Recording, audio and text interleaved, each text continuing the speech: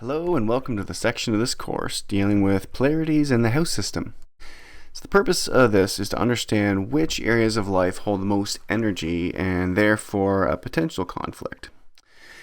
So when you're going through this, it's potential conflict. I mean, if you have massive planets in one area, I'll explain this later, it could be a potential, so it's not implying that there always necessarily is one. The house system is the most natural area to look for this since it is the actual, real, earthy, tangible, practical part of the chart. I'll be walking you through a quick introduction of Hebrew astrology, and I learned this process through Hebrew astrology. However, you can adapt to any form of astrology you use, any house system. Basically, use what you know, and ideally, you would have a bit of astrology background to understand what I'm getting into, at least at a basic level. The important measure is to look at the houses as areas of life, as opposed to the signs, which are more inherited energies and qualities.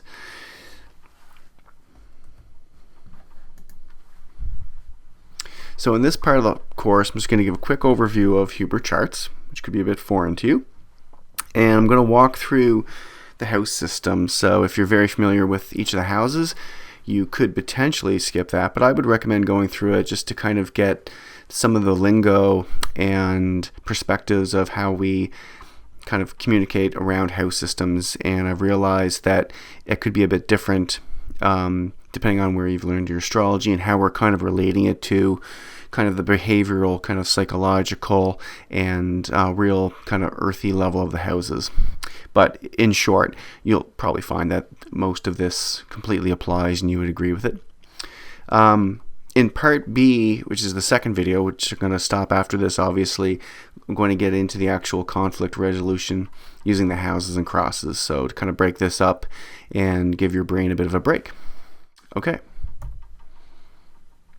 So what you're going to see are some charts that are derived in Hebrew astrology. So Hebrew astrology is really Hebrew astrological psychosynthesis, and the ideas in this polarity, they were brought through my studies, like I was saying, and it's based on about 50 years of research, consulting, and teaching by the Swiss German astrologers and psychologists Bruno and Louise Huber. It's also based on the psychosynthesis of Dr. Roberto Assagioli. They spent 3 years at his institute working on his case files, developing this therapeutic form of astrology.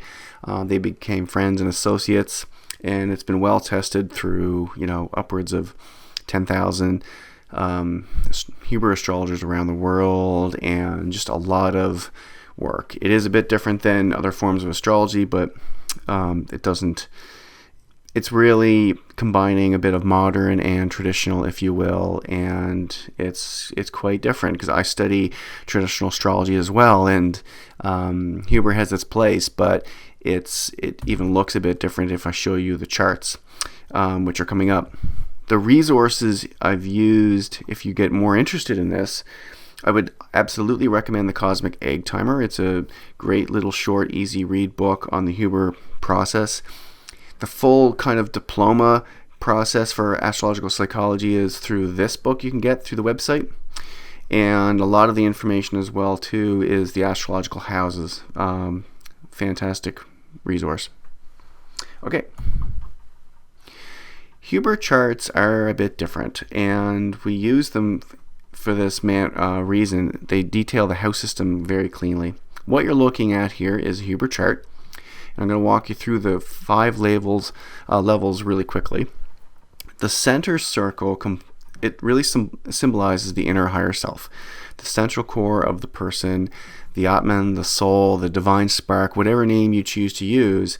That is an area that we don't draw aspects through, and we classify as this timeless region, the observer, the self.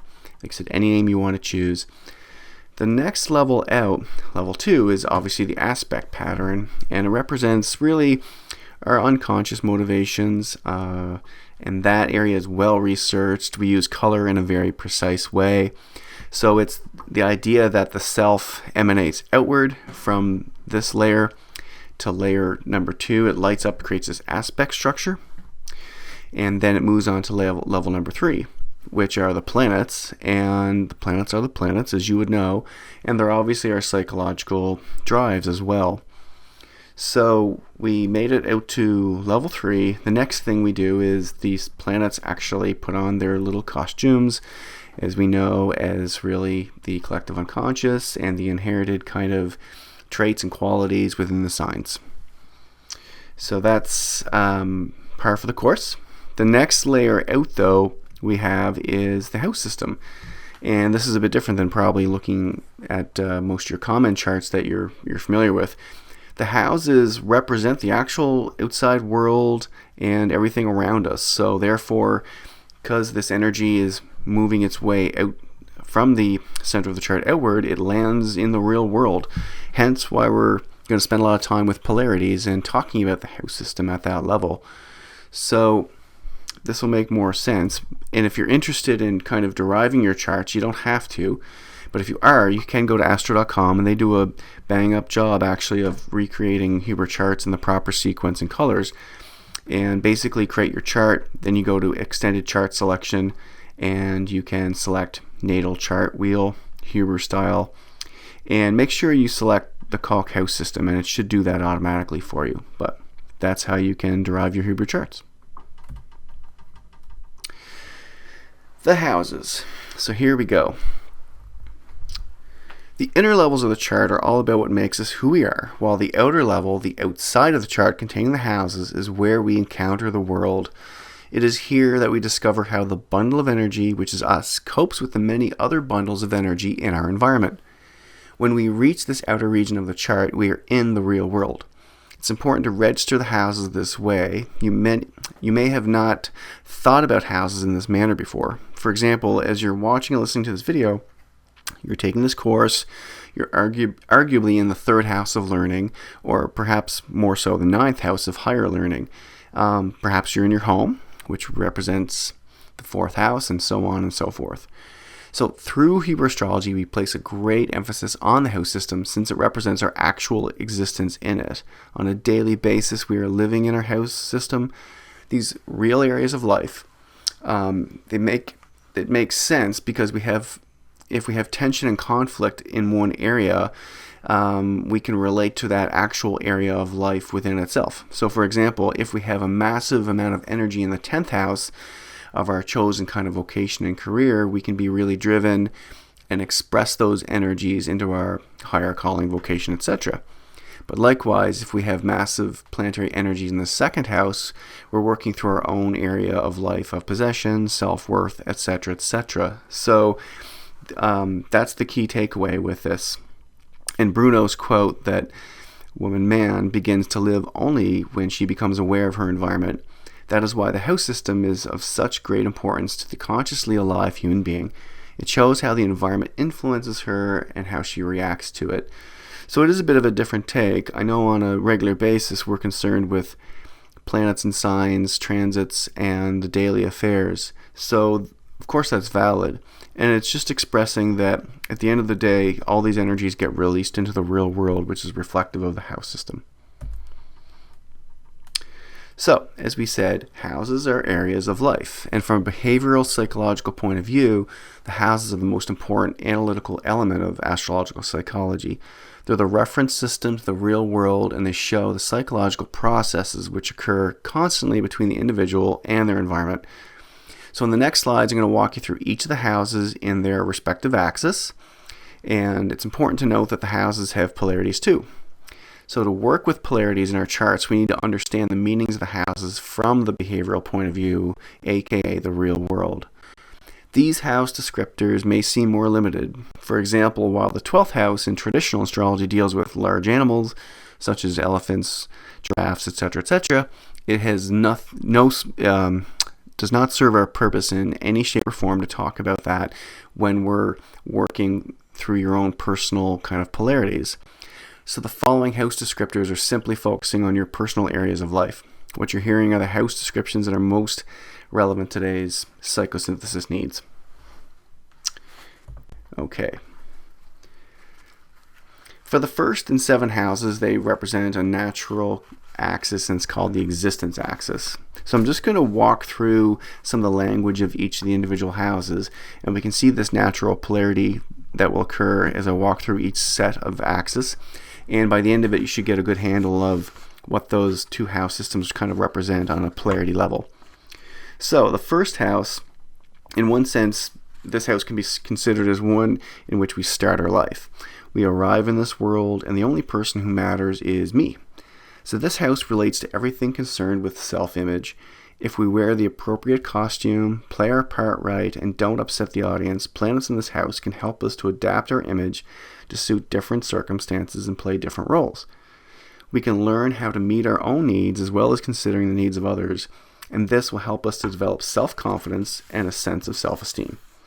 But of course, this doesn't always happen, and if we are influenced by other elements in the chart, such as being motivated more by our security needs, then we may become self-centered and selfish. On the flip side of that, we have the 7th house. So, while the first house is focused on the I, the 7th house is concerned with the you or other people. This is the house where we look to form a partnership with another person, whether that's marriage, business, or other areas of life.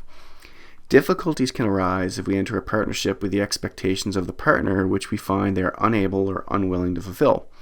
To avoid conflict, we have to learn to balance our own needs with those of the partner. If this is not possible, then a crisis will ensue. So it's the idea of potential polarity of too much focus on self versus if you have a massive planets over here, especially obviously Venus and Moon and those really type of powerful planets relating to our feeling self in contact with others, that there is a potential for these polarities. So it's awareness around the 1st and 7th house is the big takeaway for this axis. The 2nd and 8th houses represent the possession axis. So in the 2nd house, survival and security needs have been one of the strongest motivating forces influencing humanity since its first appearance. It's here that we can experience deep-rooted psychological fear of having to do without, that can even amount to paranoia. This is primarily what the 2nd house is all about, possessions and boundaries. From what we possess in whatever form and from feeling secure in our world, we can develop a sense of self-worth. Gold bars under the stairs, 2 cars in the drive, or even a wall in our house covered in graduate awards. These all indicate that we've acquired something and this makes us feel good. We are worth something and can go forth in the world in the belief that others will acknowledge our worth. Of course, we need to be aware of the dangers inherent in such a powerful house. If for whatever reason we are insecure or lack self-worth, or feel that others have more than they deserve, then this house can become like a prison for us. We can find ourselves chained to the wall and unable to take a risk, or we may become greedy or miserly, full of envy and hate for those that have more than we do. So on the flip side of this, we have the 2nd house of our own possessions, our own self-worth. The 8th house represents, obviously, the polarity of other people's possessions, etc., etc. So opposite the 2nd house of my possession lies the house of your possessions, things which others possess either as individuals or as groups. Here you can find the elements of society that generate wealth, as well as those who are required to protect it. It's the house of big corporations, of the solicitors, of the lawyer, doctor, and other professionals, as well as arms of government, law and armed forces, whose job is to administer and protect the wealth of society. You can think of it as a more formal version of the 7th house, okay, as well. It's also the house of transformation, of death and rebirth, as you would well know it, where we need to learn to let go of personal desires and be willing to commit ourselves to the benefit of society, hence the more formal version of it. This may also be a house of crisis, particularly if we refuse to let go of what is necessary. So we move into the 3rd and 9th houses. The 3rd house, it's obviously in the 9th, deals with the thought axis. So like it says here, we learn from our collective versus thinking on our own kind of independent, higher learning life philosophies. So in the 3rd house, communication in its many forms is a theme. From learning to talk and write, passing our exams, to learning a foreign language, we can absorb facts and have the ability to teach these to others. This house is very much to do with academic learning and doesn't on its own necessarily give us the ability to develop what we have learned into something new. Here, our stage is the schoolroom, either as pupil or teacher, or perhaps having some role in our local community where we can put our communication skills to good use. One of the problems in this house is that we may be afraid to have our own ideas. We believe that others know more than we do. We may believe everything we hear and be unable to reason out for ourselves whether it's right. Need to be wary of becoming the local gossip as well too. But more importantly, it's about that conditioned response of learning, and learning at that really kind of fundamental basic level. On the flip side of this, we have the House of Jupiter, where we can expand our thinking, escape from the narrow world of learning by rote, and find our own truth based upon our own experience. You can possibly enter the world of the academic and develop original concepts to benefit humanity. We can teach each others and help to broaden their minds by sharing our discoveries. But you can also become too clever with our own theories, carried away by your own brilliance, and find yourself at odds with our contemporaries. You can shut yourselves away in an ivory tower, believing that we are the only ones that have the answers. 4th and 10th houses relate to the individuality axis. I know these well because they're prominent in my chart. Basically, the 4th house deals with roots, family ties, all the comforts and conditions of this kind of early environment. So you can think of the keywords of roots and family, of course. If you imagine a forest of large, mature, deciduous trees, they have their roots firmly in the ground. They know they belong there. This has been their home for maybe hundreds of years. Their roots go deep and are now spread out so that they link with each other, and this adds to their feeling of contentment. In a way, this is rather like the basic meaning of the 4th house. It's to do with our own family roots into the collective. Going back through the generations, we can be aware that they give us a sense of comfort and connectedness with the collective. So we're happy in a home and family environment, and we'll invest energy into putting down our own roots and creating our own home in a way that gives us a warm sense of satisfaction. The real drawback in this house is that at the time we're supposed to be going out to forge our own way in the world, we may be tempted to cling on in the nest where we continue to be nurtured. So even within this, we get a lot of simple kind of symbolic imagery of the vertical idea. Vertical in the sense of individuation as well too, of not leaving the nest and not standing upright and moving our way into that kind of higher calling 10th house, if you will.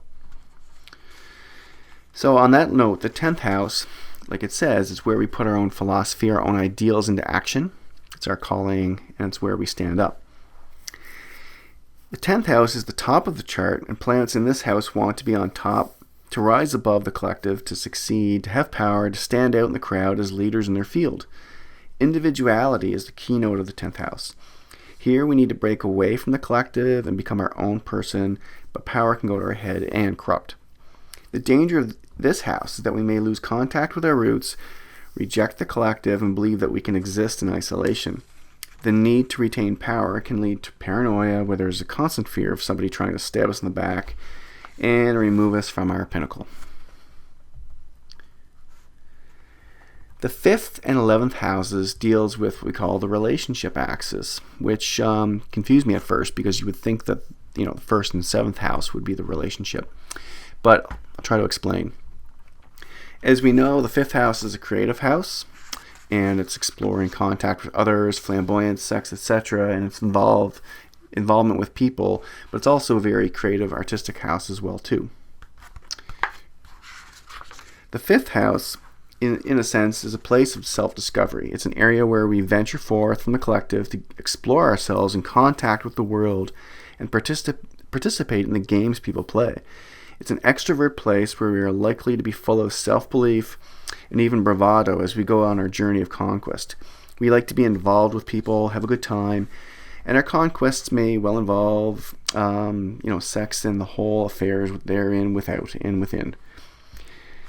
Obviously, that kind of relates to creativity in the sense of children or your expressions of art in that type of manner as well too. So, the fun playhouse gets the opposite polarity of the 11th house, which is, in a sense, a more kind of restricted area where we have specified kind of chosen groups and you're removed from the games people play. In the 11th house, we have a strong need to escape from the human melting pot of that 5th house. We prefer to stand kind of aloof from those games and distance ourselves from the intimacy of physical pleasures. We have more of a mental approach to life and are happier to associate with those who share our own specialized interests. We like to find a career where we can invent schemes which will help to bring about the betterment of humanity, for example. Although we don't choose to become too closely involved, we do have ideals and we do care. The danger is that you may stand so far back that we lose all sense of whether or not our dreams relate to the real world. And we'll get into these polarities later with the 11th house, but it does relate to kind of your own chosen morality, selective friends versus the open kind of playground down here. Last but not least, the very confusing and bewildering existence axis. Now, I'm well aware of what the 6th house represents in traditional astrology. However, we need to relate to this at a behavioral psychological level. So we do relate to it as service to others and the daily grind. The 6th house, where we exist, it's kind of where we're confronted head on with real tough world in which we have to discover how we can manage to make a living. Ideas about ourselves that we may have created in growing up may no longer impress in the way they once did.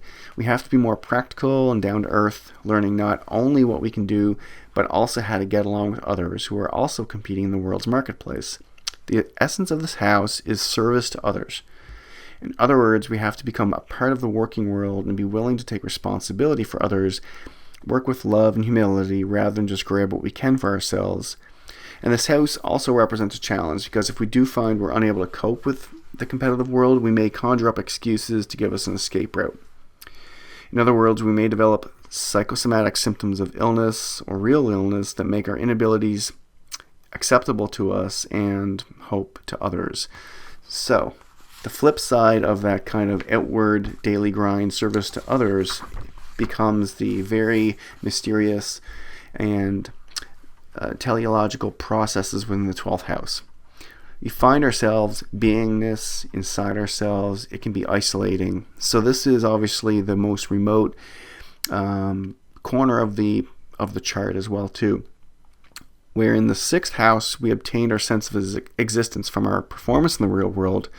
Here in the 12th house we have to look for this within ourselves. It's all right to be on our own and work from behind the scenes. Here we need to learn to transcend our ego needs and give what we have to offer to others for love. We don't need to look for affirmation of who we are from what we are doing in the outside world, as we have been able to develop this sense of beingness inside ourselves. If you see the chart as a roundabout, here in the 12th house is also an opportunity to find another direction and search for a spiritual dimension. There is, of course, a danger that we take things way too far, ultimately living in far too removed, lonely isolation, losing all contact with our fellows, that type of thing.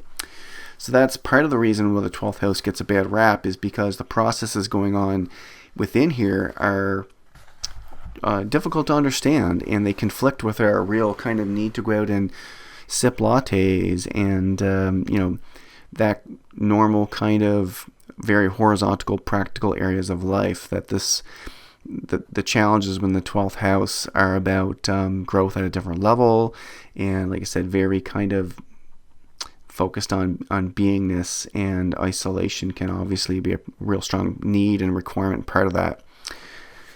So that is the end of part A, and it's kind of a quick run through on the houses, just to give a bit of perspective. You probably relate to most of that, but some of it might be a little bit different depending on your astrological studies.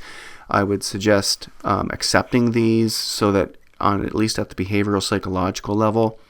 And in the next part, we'll get into the actual conflicts within them and working through some examples and trying to think about it on our own terms.